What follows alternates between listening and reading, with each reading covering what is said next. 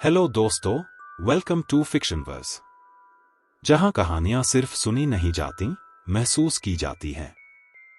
आज हम आपको लेकर जा रहे हैं उस जादुई दुनिया में जिसने पूरी दुनिया के करोड़ों दिलों को अपनी मोहिनी में बांध लिया है।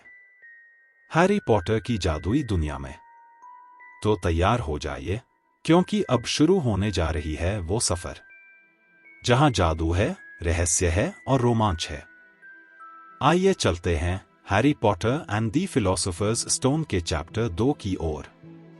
लगभग 10 साल बीत चुके थे जब डर्सली परिवार ने एक सुबह अपने दरवाजे पर अपने भांजे को पाया था। मगर प्राइवेट ड्राइव में कोई खास बदलाव नहीं आया था। वही साफ सुथरे बगीचे, वही चमचमाता पीतल का नंबर 4 जो डर्सली परिवार के मुख्य दरवाजे पर चमकता था। सूरज की किरणें धीरे धीरे घर के अंदर घुसकर उनके लिविंग रूम को रोशन कर रही थी। कमरा आज भी लगभग वैसा ही था जैसा उस रात था जब मिस्टर डर्सली ने टीवी पर उल्लुओं की अजीब खबर देखी थी। फर्क सिर्फ इतना था कि फायरप्लेस पर रखी तस्वीरें अब बहुत कुछ बदल चुकी थी।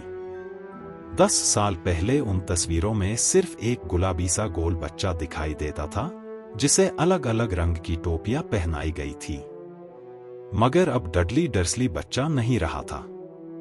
तस्वीरों में अब एक मोटा, सुनहरे बालों वाला लड़का दिखता था, कभी अपनी पहली साइकिल चलाता हुआ, कभी मेले के झूले पर बैठा हुआ, कभी अपने पापा के साथ कंप्यूटर गेम खेलता हुआ, तो कभी अपनी माँ की गोद में लाड़ प्यार पाता हुआ। इस पूरे कमरे में कहीं भी ये निशान नहीं था कि इस घर में एक और बच्चा भी रहता है। लेकिन हैरी पॉटर अब भी वहीं था। इस वक्त वो सो रहा था, लेकिन ज्यादा देर तक नहीं, क्योंकि उसकी आंटी पेटूनिया जाग चुकी थी और उसकी चिल्लाती हुई आवाज ने ही सुबह की पहली आवाज दी। उठो, उठ जाओ, अभी। हैरी एकदम चौंक कर जागा। उसकी आंटी ने दरवाजे पर जोर से दस्तक दी। उठो, वो चीखी। हैरी ने सुना कि वो रसोई की ओर जा रही थी और फिर चूल्हे पर फ्राइंग पैन रखे जाने की आवाज आई। हैरी ने करवट बदलकर फिर से अपनी आंखें बंद कर ली, कोशिश करने लगा कि जो सपना वो देख रहा था उसे याद कर सके। वो बहुत अच्छा सपना था, उसमें एक उड़ने वाली मोटरसाइकिल थी। उसे अजीब सा लगा कि उसने शायद ये सपना पहले भी देखा है। अभी वो सोच ही रहा था कि उसकी आंटी फिर दरवाजे पर लौट आई। क्या उठ गए तुम? उसने कड़क आवाज में पूछा। लगभग, हैरी ने कहा। तो जल्दी करो, मुझे चाहिए कि तुम बेकन संभालो। ध्यान रखना, वो जलना नहीं चाहिए। आज डडली का जन्मदिन है और सब कुछ बिल्कुल परफेक्ट होना चाहिए। हैरी ने कराहते हुए मुंह बनाया। क्या कहा तुमने? आंटी पेटूनिया ने दरवाजे के बाहर से झपटकर पूछा। कुछ नहीं, कुछ नहीं, हैरी बड़बड़ाया। डडली का जन्मदिन वो कैसे भूल गया? धीरे धीरे बिस्तर से उठकर उसने अपने मोजे ढूंढने शुरू किए। उसे एक जोड़ी बिस्तर के नीचे मिली, लेकिन उस पर से एक मकड़ी हटानी पड़ी। हैरी को मकड़ियों की आदत हो चुकी थी, क्योंकि सीढ़ियों के नीचे वाले अलमारी नुमा तंग कमरे में ही वो सोता था और वहां मकड़ियों का डेरा था। कपड़े पहनकर जब वो रसोई में पहुंचा तो वहां का नजारा देखकर वो ठिठक गया। मेज लगभग पूरी तरह से डडली के जन्मदिन के तोहफों से ढकी हुई थी। लगता था डडली को नया कंप्यूटर मिल ही गया था, साथ ही दूसरी टीवी और एक रेसिंग साइकिल भी। हैरी को हमेशा अचरज होता था कि डडली को रेसिंग साइकिल की जरूरत क्यों है, जबकि वो इतना मोटा था और उसे व्यायाम से नफरत थी। हाँ, किसी को मुक्का मारना अलग बात थी और उसका सबसे पसंदीदा निशाना हैरी ही होता था। मगर ज्यादातर बार डडली उसे पकड़ नहीं पाता था, क्योंकि हैरी बहुत तेज भागता था। शायद अंधेरी अलमारी में रहने की वजह से ही हैरी हमेशा अपनी उम्र के हिसाब से छोटा और दुबला-पतला दिखाई देता था। और उस पर उसके कपड़े, वो भी हमेशा डडली के पुराने, जो उस पर 4 गुना बड़े लगते थे। हैरी का चेहरा पतला था, घुटने उभरे हुए, काले बिखरे बाल और चमकीली हरी आंखें। उसकी गोल ऐनक हमेशा इधर उधर से टूटी रहती और जगह से टेप से चिपकी होती, क्योंकि डडली उसे अक्सर मुक्के मारकर तोड़ देता था। उसकी शक्ल में उसे सिर्फ एक चीज पसंद थी, उसके माथे पर बना वो पतला सा निशान जो बिजली के चिन्ह जैसा दिखता था। ये उसके साथ हमेशा से था। जितना उसे याद है, उसने अपनी आंटी पेटूनिया से पहली बार यही पूछा था कि ये निशान कैसे आया। जब तुम्हारे माँ बाप कार एक्सीडेंट में मरे थे, उसी वक्त आया था, पेटूनिया ने कहा था। और अब और सवाल मत पूछो। सवाल मत पूछना, ये डर्सली परिवार में शांति से जीने का पहला नियम था। इतने में अंकल वर्नन रसोई में घुसे, जब हैरी बेकन पलट रहा था। अपने बाल संवारो, उन्होंने अखबार से नजरें हटाए बिना गुर्राते हुए कहा। हफ्ते में कम से कम एक बार अंकल वर्नन अखबार के ऊपर से देखते और चिल्लाते कि हैरी को बाल कटवाने चाहिए। मगर फर्क नहीं पड़ता था। हैरी ने अपने क्लास के बाकी बच्चों से कहीं ज्यादा बार बाल कटवाए होंगे, लेकिन उसके बाल थे कि वैसे ही बिखरे रहते। अब तक हैरी अंडे फ्राई कर रहा था। तभी डडली अपनी माँ के साथ रसोई में दाखिल हुआ। डडली बिल्कुल अपने पिता जैसा दिखता था, बड़ा गुलाबी सा चेहरा, गर्दन न के बराबर, छोटी छोटी नीली आंखें और घने सुनहरे बाल जो उसके मोटे सिर पर चिपके रहते। आंटी पेटूनिया अक्सर कहती कि डडली किसी फरिश्ते जैसा लगता है, जबकि हैरी हमेशा सोचता कि वो किसी सुअर जैसा लगता है जिसे बस एक विग पहना दी गई हो। हैरी ने अंडे और बेकन की प्लेटें मेज पर रखी। यह आसान नहीं था, क्योंकि मेज पर तोहफों की भरमार थी। उधर डडली अपने गिफ्ट गिनने में लग गया। तभी उसका चेहरा बिगड़ गया। 36, उसने गुस्से में कहा। ये तो पिछले साल से 2 कम है। प्यारे, तुमने आंटी मार्ज का तोहफा नहीं गिना है। देखो, ये रहा यहां, मम्मी पापा के बड़े तोहफे के नीचे छिपा हुआ, आंटी पेटूनिया ने कहा। ठीक है, तो 37 हुए। डडली का चेहरा लाल हो गया। हैरी को साफ लग रहा था कि अब डडली का गुस्सा फूटने ही वाला है। उसने जल्दी जल्दी अपना बेकन खाना शुरू कर दिया, ताकि अगर डडली गुस्से में मेज पलट दे तो वो बच सके। आंटी पेटूनिया ने भी ये खतरा भांप लिया था, इसलिए वो झटपट बोली, और जब हम आज बाहर जाएंगे तो तुम्हें और 2 तोहफे दिला देंगे। कैसा रहेगा मेरे प्यारे? 2 और तोहफे। अब तो सब ठीक है ना? डडली कुछ पल तक सोचता रहा, जैसे गणित उसके लिए बहुत बड़ा काम हो। फिर धीरे धीरे बोला, तो मेरे पास होंगे 30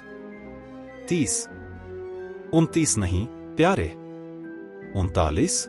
आंटी पेटूनिया ने तुरंत कहा, उसकी आंखों में चमक थी।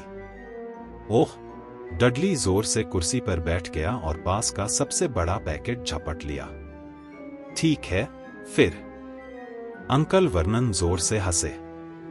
शाबाश मेरे छोटे शेर, बिल्कुल अपने बाप की तरह हर चीज की कीमत वसूलना जानता है। वाह मेरे बेटे। उन्होंने डडली के सुनहरे बालों को प्यार से बिखेर दिया। उसी वक्त टेलीफोन की घंटी बजी। आंटी पेटूनिया फुर्ती से उठी और रिसीवर उठाने चली गईं। उधर हैरी और अंकल वर्नन चुपचाप खड़े देख रहे थे, कैसे डडली एक एक करके अपने तोहफे फाड़ रहा था। उसने रेसिंग बाइक निकाली, फिर वीडियो कैमरा, एक रिमोट कंट्रोल वाला हवाई जहाज, 16 नए कंप्यूटर गेम और एक वीसीआर। और जब वो एक सुनहरी कलाई घड़ी खोल रहा था, तभी आंटी पेटूनिया वापस लौटीं, चेहरे पर गुस्से और चिंता का अजीब सा मिलाजुला भाव। बुरी खबर है वर्नन, उन्होंने भारी आवाज में कहा। मिसेस फिग की टांग टूट गई है। वो उसे नहीं देख पाएंगी। उन्होंने गुस्से में हैरी की ओर सिर झटका। डडली का मुंह सदमे में खुला रह गया, जैसे उसकी दुनिया खत्म हो गई हो। मगर हैरी का दिल भीतर ही भीतर खुशी से उछल पड़ा। हर साल डडली के जन्मदिन पर अंकल वर्नन और आंटी पेटूनिया उसे और उसके किसी दोस्त को बाहर ले जाते, कभी एडवेंचर पार्क, कभी हैमबर्गर रेस्टोरेंट, कभी सिनेमा। और हर साल हैरी को पीछे छोड़ दिया जाता, बूढ़ी मिसेस फिग के पास।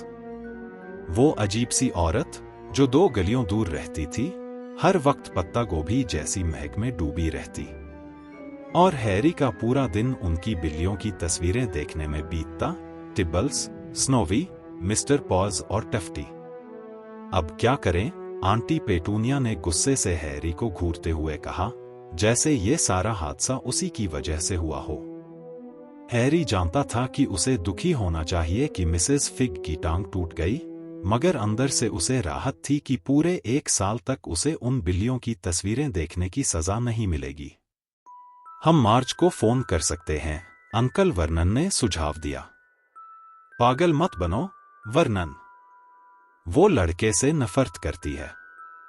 डर्सली परिवार अक्सर हैरी के बारे में ऐसे बात करता था जैसे वो वहां हो ही नहीं, या जैसे वो कोई गंदी सी चीज हो जिसे समझ ही नहीं आता कि लोग क्या कह रहे हैं, जैसे कोई घोंघा। तो फिर तुम्हारी सहेली यवोन का क्या? अंकल ने सोचा। वो तो मेयोर का छुट्टियां मनाने गई है, आंटी ने झुंझलाकर जवाब दिया। आप मुझे यहीं छोड़ सकते हैं, हैरी ने उम्मीद से कहा। मैं टीवी पर अपनी पसंद का कुछ देख लूंगा। शायद डडली का कंप्यूटर भी इस्तेमाल कर लूं। आंटी पेटूनिया ने उसे ऐसे देखा जैसे उसने नींबू निगल लिया हो, और वापस आकर देखें कि घर खंडहर बन गया है। कभी नहीं, वो गुर्राई। मैं घर नहीं उड़ाऊंगा, हैरी ने धीमे से कहा। मगर उसकी बात सुनने वाला कोई नहीं था। शायद हम इसे चिड़ियाघर ले जाए, आंटी ने धीरे से कहा, और इसे कार में ही छोड़ दें। नहीं, अंकल वर्नन गरजे। वो कार नई है, इसमें इसे अकेला नहीं छोड़ सकते। इतना सुनते ही डडली ने रोना शुरू कर दिया। असल में वो सचमुच नहीं रो रहा था, उसे रोए सालों हो गए थे, लेकिन वो अच्छी तरह जानता था कि अगर चेहरा बिगाड़कर जोर से चीखे तो उसकी मां उसे सब कुछ दिला देगी। डिंकी डडलीडम्स, मत रो, आंटी पेटूनिया दौड़कर उसे गले लगाते हुए बोली। मम्मी तुम्हारे दिन को खराब नहीं होने देगी। मम्मम मैं नहीं चाहता कि वो आए, डडली ने नकली सिसकियों के बीच चिल्लाया। वो हमेशा सब बिगाड़ देता है। उसने मां की बाहों के बीच से हैरी की तरफ एक शैतानी मुस्कान फेंकी। इतने में दरवाजे की घंटी बजी। ओह भगवान, वो आ गए, आंटी पेटूनिया घबराकर बोली। एक पल बाद ही डडली का सबसे अच्छा दोस्त पियर्स पोलकिस अपनी मां के साथ अंदर आया। पियर्स दुबला पतला लड़का था, चेहरे पर चूहिया जैसी शक्ल। आमतौर पर वही दूसरों के हाथ पीछे मोड़कर पकड़ता और डडली उन्हें मारता। पियर्स को देखते ही डडली ने नकली रोना बंद कर दिया। आधे घंटे बाद हैरी को अपनी किस्मत पर यकीन ही नहीं हो रहा था। वो डडली और पियर्स के साथ डर्सली परिवार की कार के पीछे बैठा, पहली बार अपनी जिंदगी में चिड़ियाघर जा रहा था। असल में अंकल वर्नन और आंटी पेटूनिया को कोई और चारा ही नहीं सूझा था। मगर निकलने से पहले अंकल वर्नन ने हैरी को एक तरफ खींच लिया। उनका बैंगनी सा चेहरा हैरी के इतने करीब आ गया कि उसकी सांसें तक महसूस हो रही थी। मैं तुम्हें चेतावनी दे रहा हूं, लड़के। जरा भी गड़बड़ की तो कोई भी अजीब हरकत और तुम सीधे उस अलमारी में डाल दिए जाओगे। क्रिसमस तक मैं कुछ नहीं करने वाला। सच में, हैरी ने घबराकर कहा। लेकिन अंकल वर्नन को उस पर कभी भरोसा नहीं था। किसी को नहीं था। मसला यह था कि हैरी के आसपास अक्सर अजीब चीजें हो जाती थी, और चाहे जितना समझा ले, डर्सली कभी यकीन नहीं करते थे कि वो इन सब का जिम्मेदार नहीं। कभी आंटी पेटूनिया उसे नाई से लाकर तंग आ चुकी थीं, क्योंकि उसके बाल कटने के बाद भी वैसे के वैसे रहते। एक बार उन्होंने किचन की कैंची उठाकर उसके सारे बाल काट दिए, सिर्फ आगे की लट छोड़ दी ताकि वो भयानक निशान छिपा रहे। उस रात हैरी सो भी नहीं पाया, सोचता रहा कि कल स्कूल में सब उसका मजाक उड़ाएंगे। लेकिन सुबह उठकर उसने पाया कि उसके बाल पहले जैसे ही हो गए थे। इस गुनाह की सजा उसे 1 हफ्ते तक अलमारी में कैद होकर भुगतनी पड़ी। एक बार जब आंटी ने उसे डडली का पुराना बदसूरत स्वेटर पहनाने की कोशिश की, भूरा रंग और संतरी फुंदियों वाला, तो अजीब बात यह हुई कि जितना वो खींचती उतना ही वो छोटा होता चला गया। आखिरकार वो इतना छोटा रह गया कि किसी गुड़िया के भी काम न आए। आंटी ने मान लिया कि धुलाई में कपड़ा सिकुड़ गया और हैरी राहत की सांस लेकर बच निकला। मगर हर बार किस्मत इतनी मेहरबान नहीं रहती थी। एक बार उसे स्कूल की रसोई की छत पर पाया गया। डडली और उसके गुंडे उसका पीछा कर रहे थे और अचानक हैरी खुद को चिमनी के पास बैठे पाया। सबको लगा कि वो इमारत चढ़ गया था। प्रिंसिपल का गुस्से से भरा पत्र डर्सली परिवार को मिला और हैरी को खूब डांट पड़ी, जबकि हैरी कसम खा रहा था कि उसने तो बस कचरे के डब्बों के पीछे छलांग लगाई थी। शायद हवा ने उसे ऊपर उड़ा दिया होगा। लेकिन आज सब ठीक होने वाला था। आज कुछ गलत नहीं होगा। और भले ही उसे डडली और पियर्स की मौजूदगी झेलनी पड़े, फिर भी ये दिन कीमती था, क्योंकि आज वो जा रहा था एक ऐसे जगह जहां वो पहले कभी नहीं गया था, चिड़ियाघर। कार सड़क पर गुनगुनाते टायरों के साथ सरक रही थी।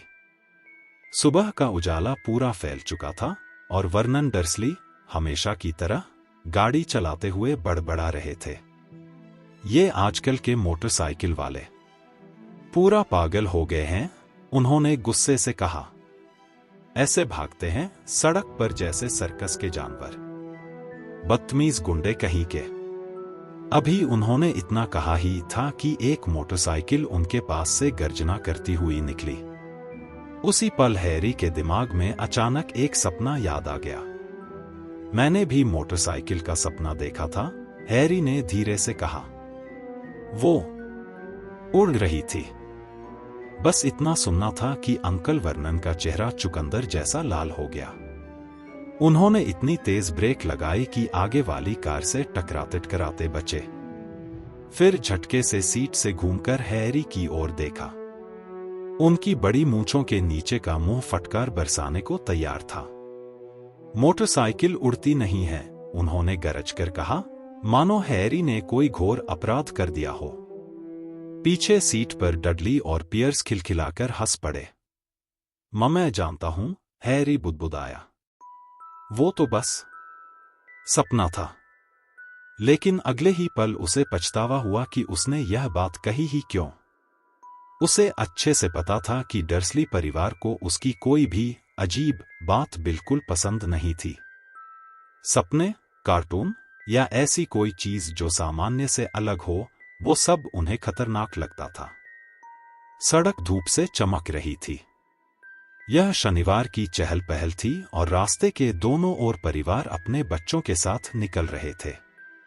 चारों तरफ गाड़ियों की कतारें, बच्चे हाथों में गुब्बारे और गर्मी में चमकती दुकानों की खिड़कियां। कार के अंदर लेकिन एकदम अलग माहौल था।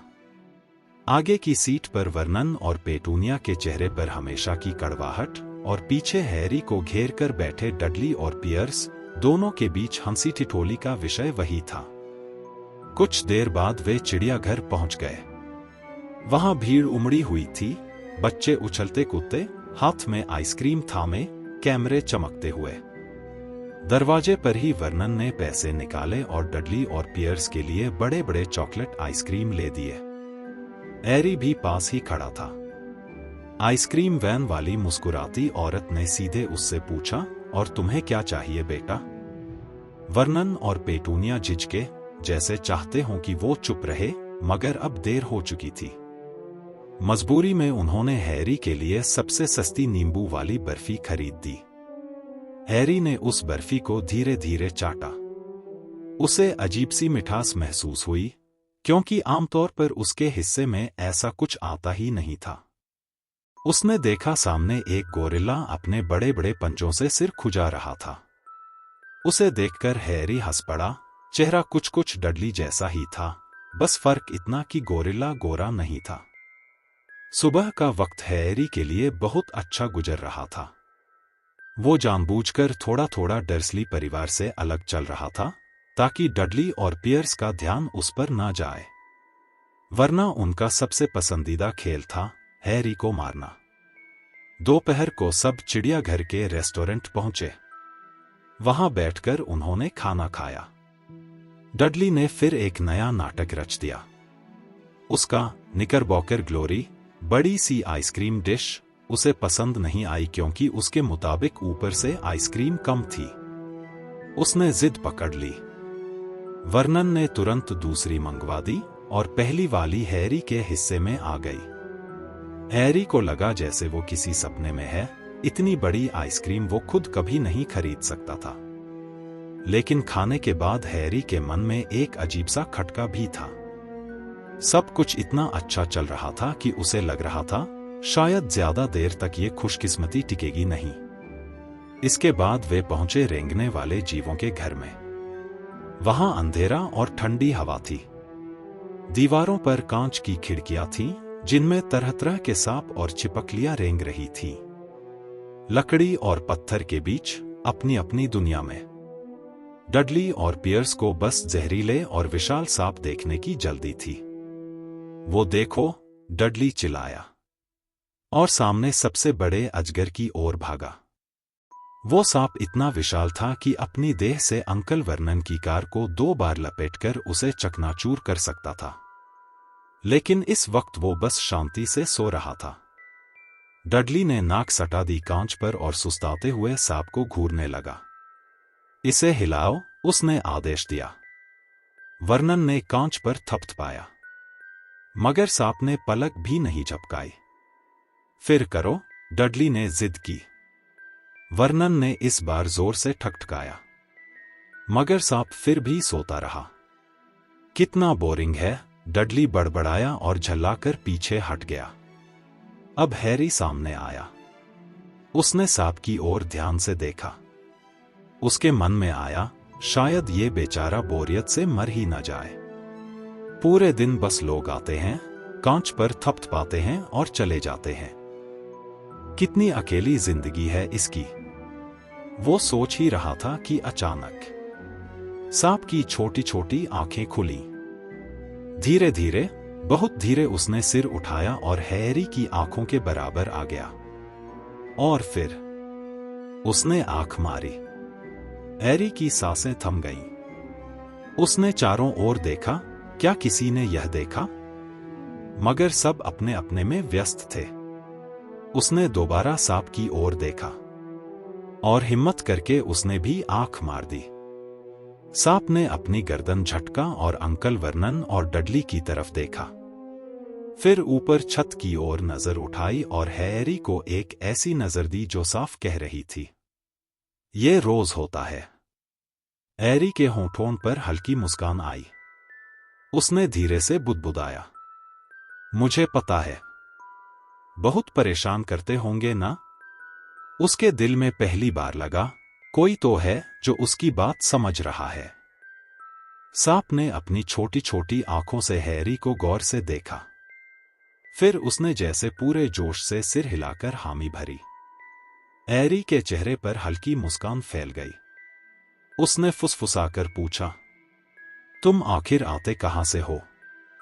सांप ने अपनी पूंछ से कांच के पास लगे छोटे से बोर्ड की ओर इशारा किया।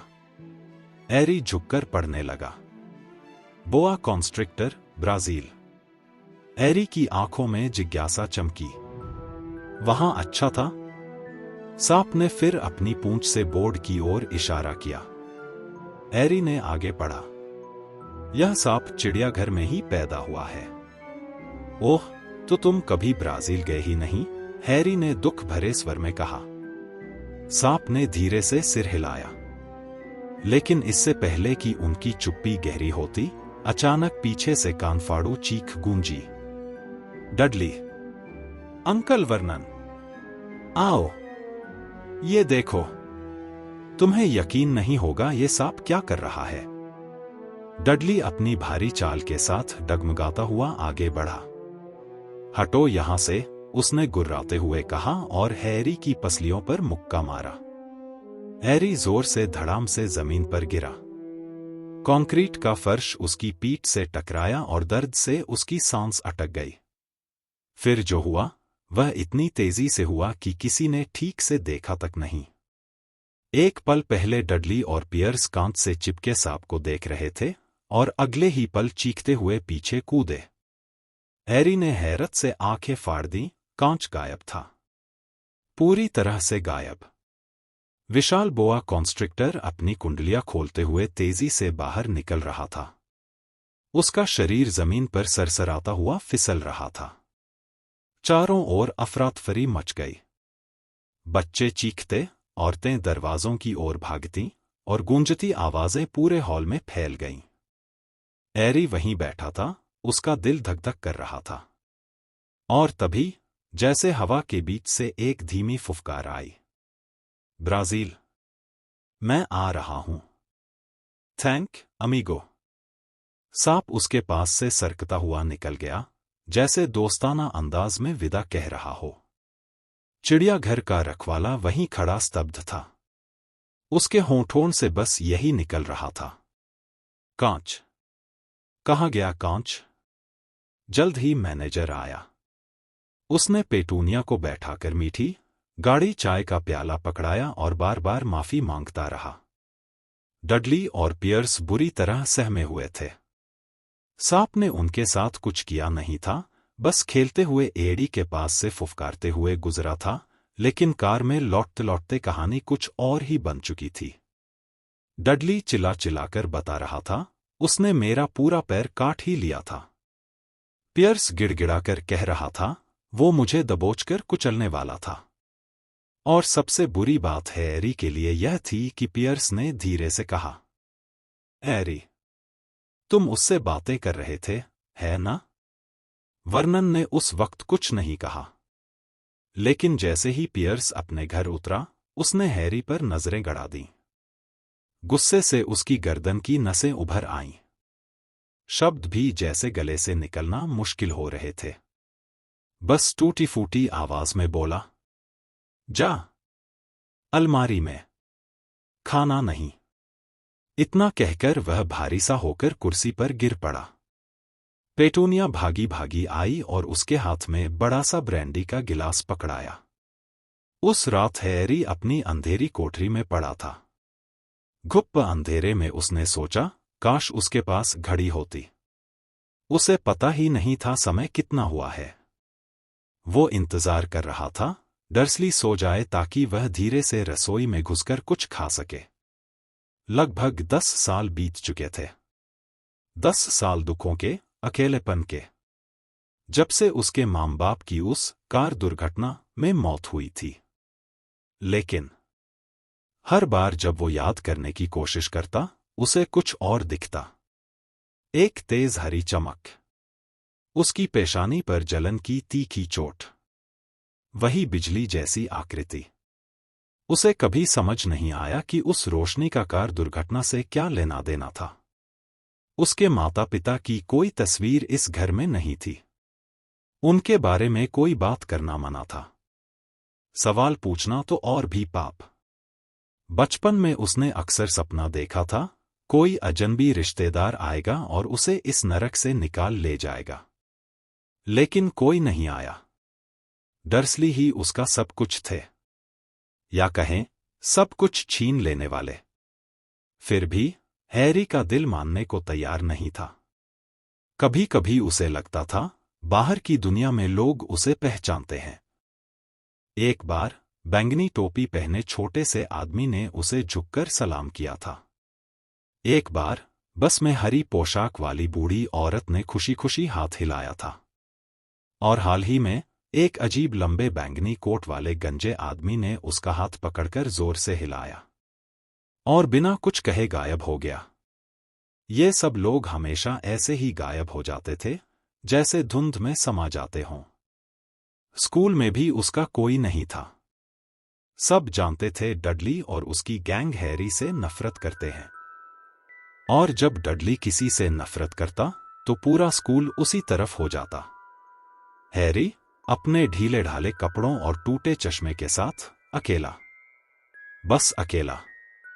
लेकिन कुछ था उसके भीतर, एक अनकहा रहस्य, एक चमकती चिंगारी, जैसे कोई बड़ी दुनिया उसका इंतजार कर रही हो।